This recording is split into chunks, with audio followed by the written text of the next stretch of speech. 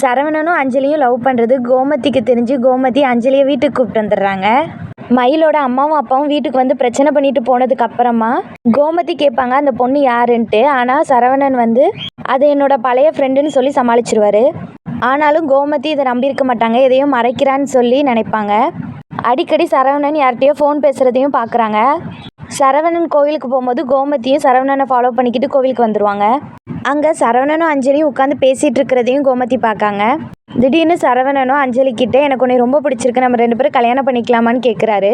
அஞ்சலியும் சரின்னு சொல்லிடுறாங்க.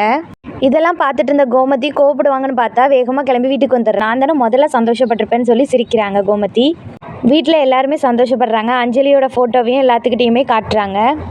கோமதியும் சரி பாண்டியனும் சரி அந்த பொண்ணை வந்து நம்ம வீட்டுக்கு கூப்பிட்டு வா, பாண்டியனும் நம்ம குடும்பத்துக்கு ஒத்து வருதான்னு பார்க்கணும்ல சரவணா, உன்னோட வாழ்க்கை நல்லா இருந்தால் எனக்கு போதுங்கிற மாதிரி சொல்லிட்டு கிளம்பிடுறாரு.